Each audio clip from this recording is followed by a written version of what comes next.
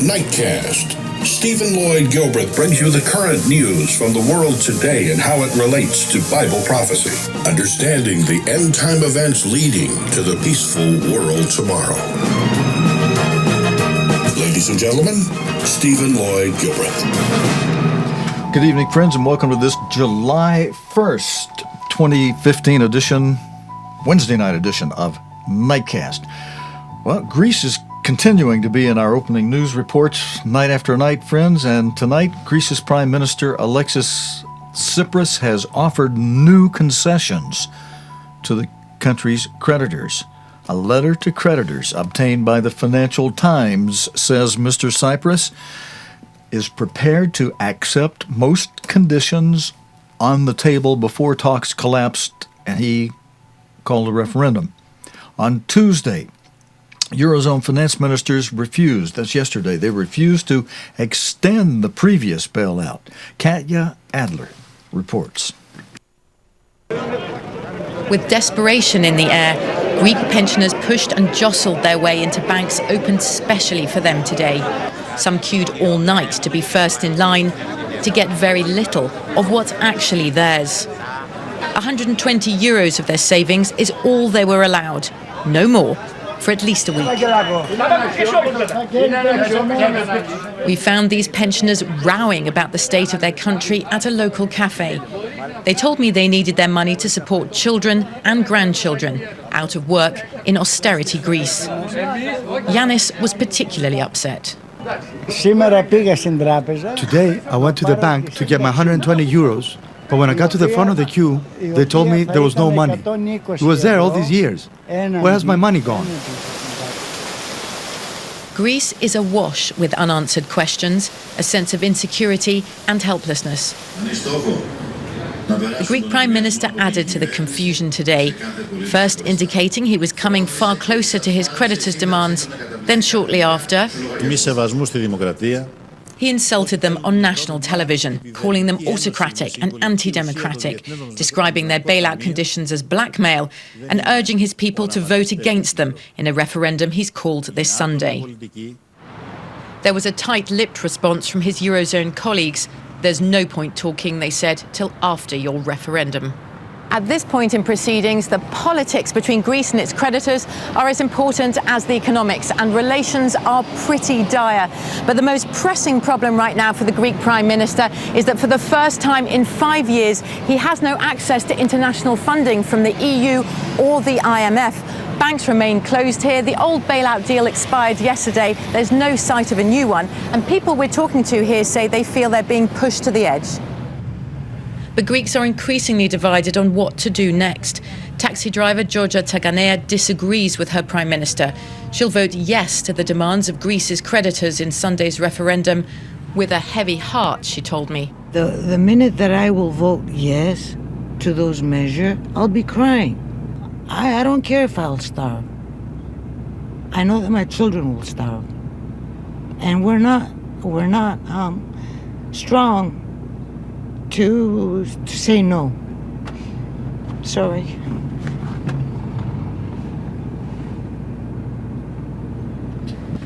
The referendum could be a turning point for Greece. It'll be keenly watched across Europe. Katya Adler, BBC News, Athens.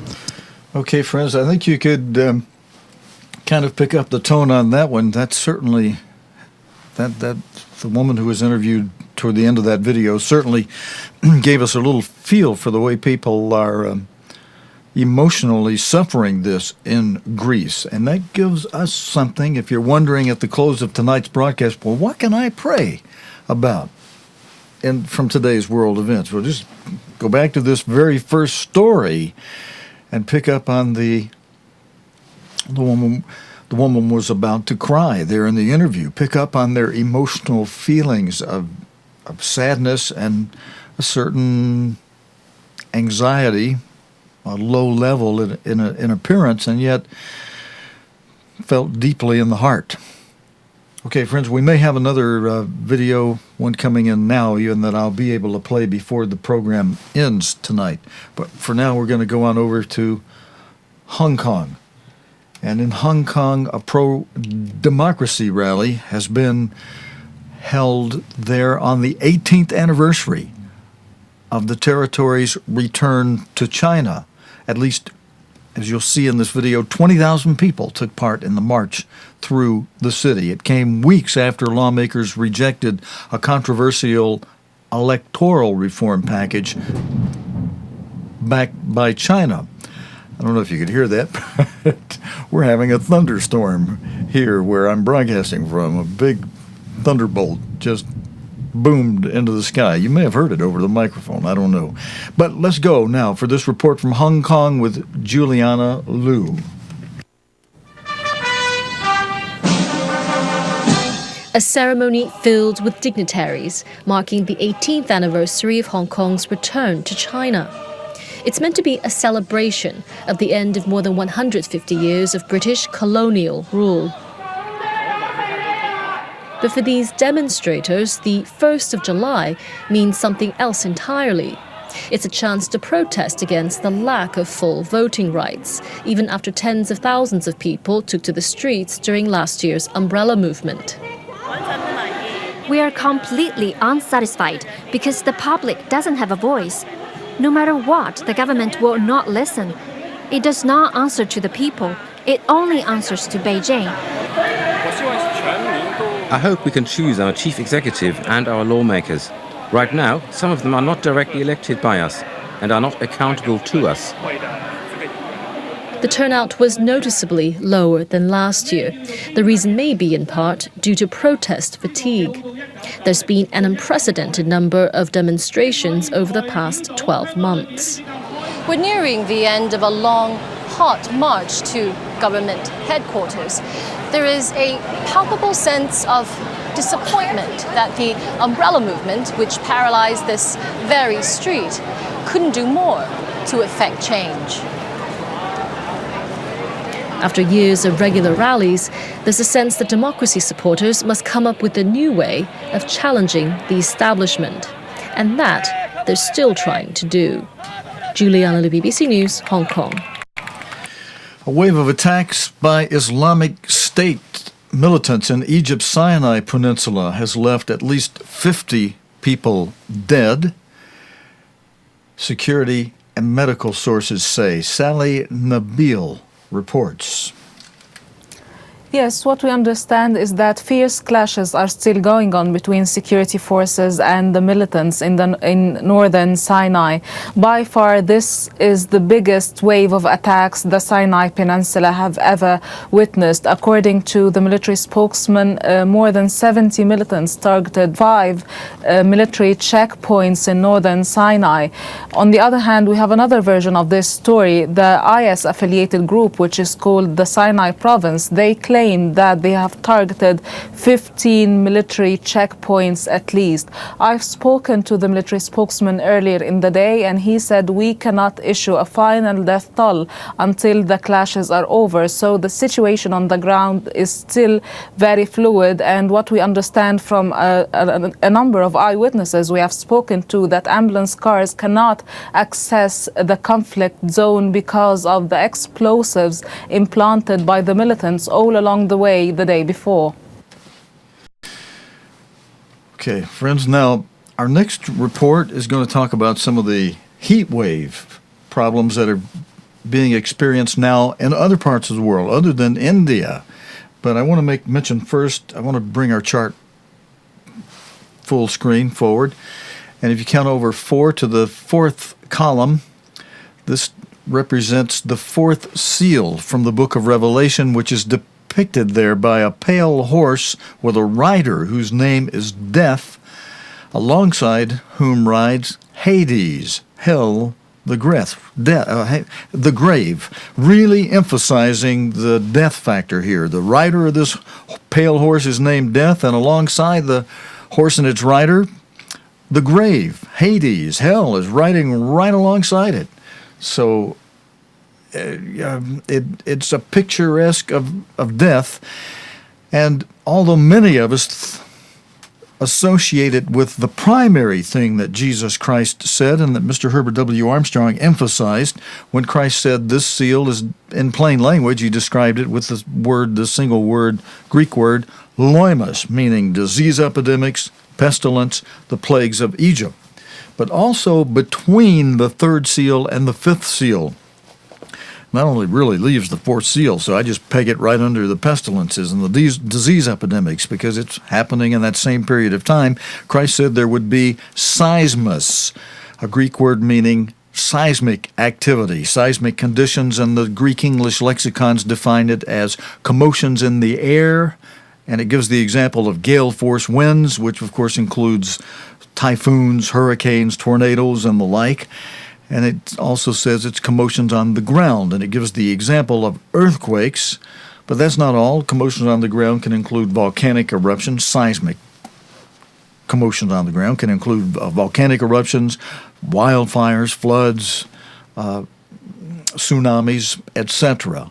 And Christ also said between the third and the fifth seal there would be Tereke. He mentioned that in Mark 13, verse 8, which means trouble, roiling waters, both literally and figuratively, trouble, but not the mega trouble, not the trouble of the next major event to happen in prophecy, the fifth seal. We've got the first four seals active now, the fifth seal waiting to become active.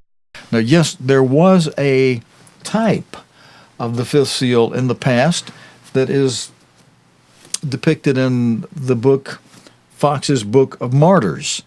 And now I've got a small paperback version I'm holding up in front of you here now on camera tonight, but even this book was originally written in, I think it's 4 volumes. And yet even the 4-volume edition of this Fox's Book of Martyrs will be nothing like what's going to be happening when the full whammy of this prophecy, when it really becomes the Great Tribulation, which is going to be, let's pull out for a moment and go over my shoulder to the pictures over here. And actually, let's see, we need to come out one. Oh, let's see, I hit the wrong button. Let's see, come out here. All right, somebody's going to nab me for being unprofessional tonight, but listen, I have to do everything. I have to host it, run the controls. Usually a program like this will have a whole crew of people running things for them. But if we zoom in now to the crown of the Holy Roman Empire in the center of this slide, and then around the slide we've got some titles that tell you what's going to be happening during the Great Tribulation, during the fifth seal of the book of Revelation, which has been opened in plain language by Jesus Christ through God's end-time apostle, Mr. Herbert W. Armstrong, who explained properly, and the scriptures back this up. You know, God put the crossword puzzle together for us through Mr. Armstrong, and we can look at the picture and say, yeah, sure enough, here's a verse over here supports that, a verse that supports this. Several verses support the whole thing, and none of the verses contradict this at all. It'll be the time of a great martyrdom of God's saints. And like I was just saying, there was a former type, a martyrdom of God's saints in the past that you can read about in a history book called Fox's Book of Martyrs. Gives example after example and names of martyrs who were killed and slain, tortured and killed during a former type of the Great Tribulation. It'll also be the time of round 3 of World War. We've had 2 rounds already. We're in a recess between round 2 and round 3 now.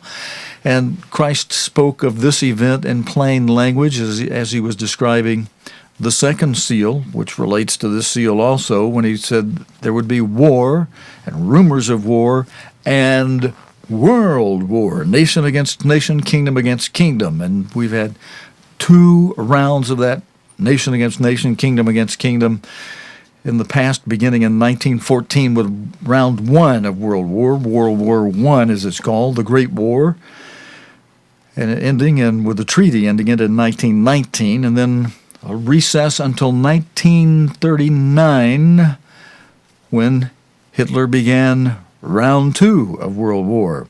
Well, actually, Hitler picked it up and ran with it until 1945. Mussolini was involved, and during the time of World War II, Mussolini became the sixth head.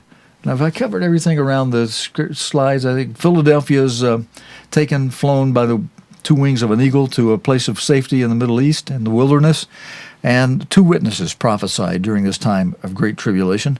But let's come out of it for a moment and go to these six kings that have come and gone. Revelation 17:10 tells us that there are seven kings. You're going to only see six pictured here. That's because the seventh one has not come on the scene yet. At the time the Apostle John wrote the prophecy on the Isle of Patmos, well, none of the kings had come on the scene. This was entirely a prophecy for the future, and he said there are seven kings. Now, he got it down to a specific point of time when he said there are five are fallen. There are seven kings, five are fallen.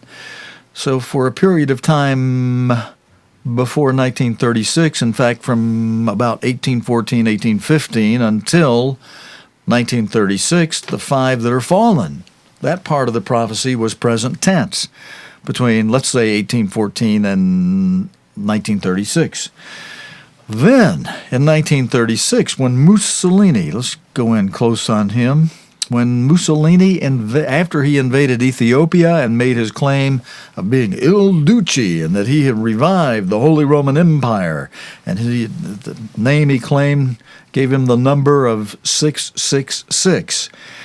And Mr. Armstrong saw that in 1936 and announced it on coast to coast and surrounding America, from Mexico to Canada, on 100,000 and 50,000 watt radio stations. Mr. Armstrong was announcing and putting in his publications worldwide that the sixth head of the Holy Roman Empire had been revived and was revived in present tense condition by this Mussolini. And his sixth head lasted until April 28 of 1945, when he was shot and hung upside down along with his mistress and comrades from the canopy of an Esso gasoline station in Italy. Let's come back to him for a moment, and then let's roll over to Napoleon. At the Battle of Waterloo, let's see, what happened? My slides camera button got out of order. There's Napoleon right there. Napoleon had the same length of reign as Mussolini. Napoleon reigned from 1804 or 1805 until 1814 or 1815. I forget my date. Well, there's several different sources reporting the dates a little bit differently, but I believe the correct dates are going to come up as 1805 to 1815. So a period of 9.5 or 10 years Napoleon reigned, and Mussolini reigned for about the same length of time, from 1936, the fall of 1936, to the spring of 1945, a period of about 9.5 years. So the sixth head had the same length of reign, roughly, generally, as the fifth head, Napoleon. And when Napoleon lost that battle at Waterloo, that ended a continuous 1,260-year reign of the Holy Roman Empire from 554 to 1814. Now, actually, if you consider the fall of the Holy Roman Empire in a battle that Napoleon did in 1814, he came back into power for just a little reflush in 1815 and then lost that battle. And that's generally associated with, well, of course, the fall of Napoleon's reign, but quasi associated with the fall of the Holy Roman Empire. I got to look at my notes a little more on that, because there are conflicting dates in different sources of history on that. But that's general, that's close, 1814, 1815. Napoleon and Mussolini in power about the same length of time. Six of those, and this is the point I'm making here, really, friends, as you see on the top two rows there, six kings have come and gone, and there is a a seventh king waiting in the wings to wear that crown of the Holy Roman Empire one last time. That crown is sitting in the royal treasury behind big, thick glass, a glass cage with plenty of guards around it. That crown's not going anywhere until the Pope takes it out, or whoever takes it for the Pope, over to Frankfurt, Germany, to the second floor of the Romer building, inside to the insides of the Kaiser's Hall, the Emperor's Hall, where in the past many years the Pope has held the coronation ceremony and crowned the emperors of the Holy Roman Empire. And you can bet your boots the final Pope, who the Bible calls a false prophet, will indeed crown the final emperor that the Bible calls a beast for the seventh and final revision of the Holy Roman Empire. Now, that's the fifth seal. Let's go back to the fourth seal and remind you just a moment again here that under the fourth seal, between the third and fifth seal, there is seismus. Christ said there would be seismus, earthquakes and seismic conditions, including heat waves that trouble mankind around the world. And in our story from the news today, there's a report that a mass of hot air moving around north from Africa has driven up temperatures in Spain, Portugal, France, and parts of the UK. Southwest France saw 42 degrees centigrade temperatures yesterday, and temperatures in Paris are expected to hit 39 degrees today. 40 degrees centigrade equals 104 degrees, so you can kind of figure it. Temperature today should have been just in Fahrenheit, just a little under 104 degrees. We've got this video report for you.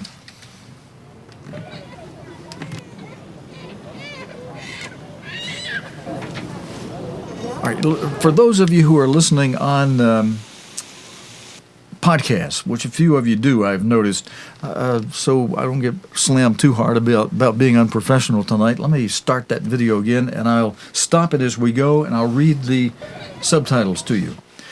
France is experiencing an extreme heat wave as warm air from Africa moves north across Europe.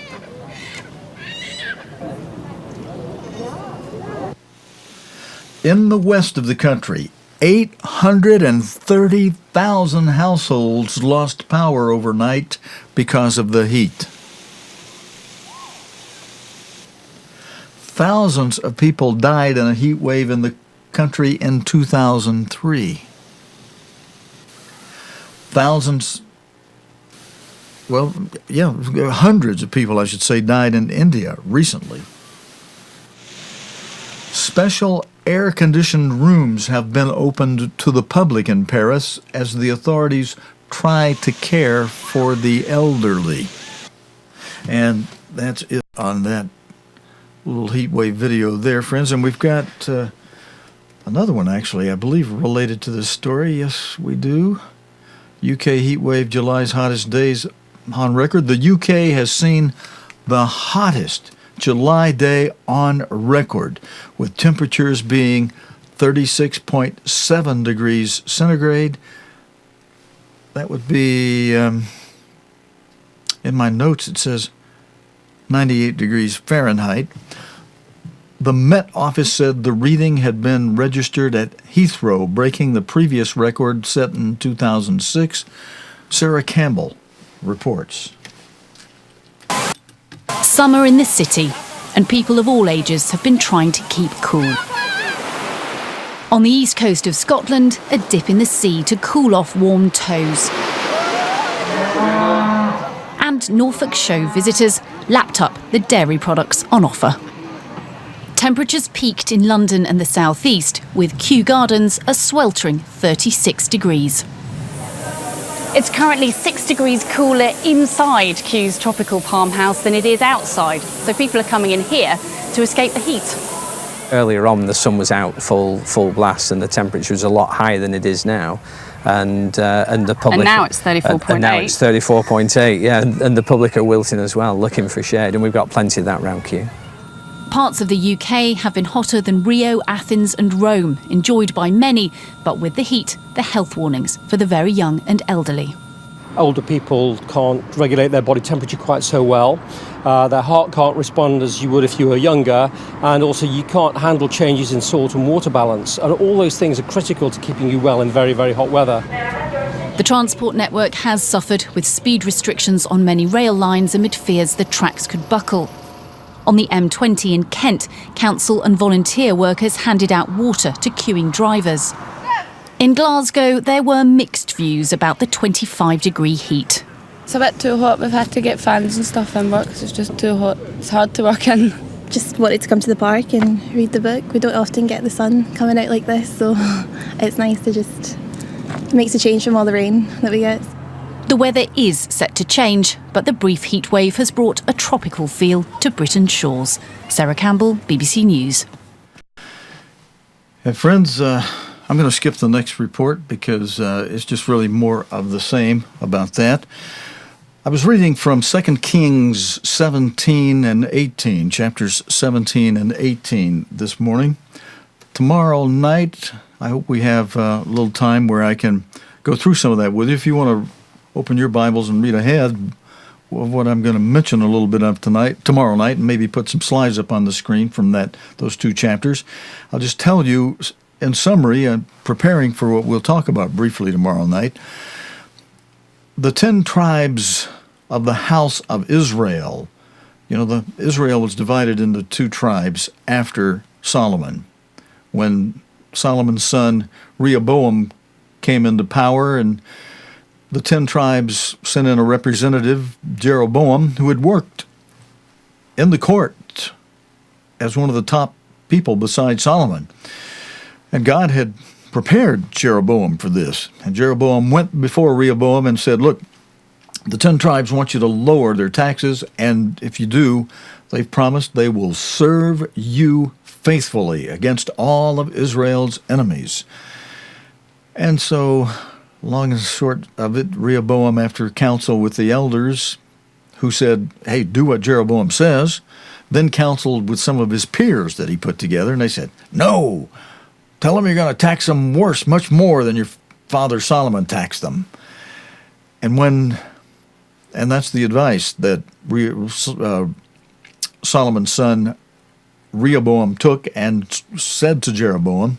And so the 10 tribes rebelled, as Jeroboam said they would, and they went up to Samaria and formed their own government there under Jeroboam. 10 of the tribes left, 3 of the tribes. You know, when you count Ephraim and Manasseh separately, and they are counted among the 10 lost tribes, you don't just count Joseph, you count, for the 10 lost tribes, you count Joseph's 2 sons, Ephraim and Manasseh, the 2 half-tribes. You count them separately when you're numbering the 10 tribes of the house of Israel. And that left 3 tribes, 3 full tribes, under the house of Judah. And, of course, Judah and Benjamin and Levi made up that house. I'll see if I can pull a slide tomorrow night that shows you a picture of Palestine, Israel, and how it split up between the 2 houses and where the tribes during that split were. But what 2 Kings, the 2 chapters of 17 and 18 report to us is that the king of Assyria came in a surprise attack. And, of course, Assyria had been very famous for conquering city after city and tearing it apart, taking the people captive, and then mixing in, and taking the people they captured totally out of the city, but putting in the city other people they had captured as the place where they would enslave them. And that's what happened to the house of Israel. Many of you have heard of the lost 10 tribes. And in the 2 chapters, it explains, and we'll put that up on the screen tomorrow night. I'm just giving you a kind of an advance summary of what you're going to see. God explains in the chapters why he allowed, even appointed Assyria to come in and attack the house of Israel and take them all, kill many of them, and take all of the rest of them captive, and took them out of Samaria, where the house of Israel had moved the 10 tribes to separate from the house of Judah, Benjamin, Levi, and Judah under Rehoboam. We'll cover that tomorrow night as to the reason why, and you should see how the reason why God allowed Assyria to come in and attack the house of Israel, how that situation applies to the United States and the United Kingdom today. We'll cover that tomorrow night here on Nightcast. Thanks for joining me tonight, friends. God willing, and the creek don't rise. We'll be back again tomorrow night, Thursday night, for the day's current news related to the Bible and prophecy here on Nightcast. Until next time, your host, Stephen Lloyd Gilbreth, saying so long and good night, friends. You have been watching Nightcast with Stephen Lloyd Gilbreth. Nightcast can be seen Sunday through Thursday nights here on cogtv.org. Tonight's program is also available anytime on demand in the cogtv.org video archive.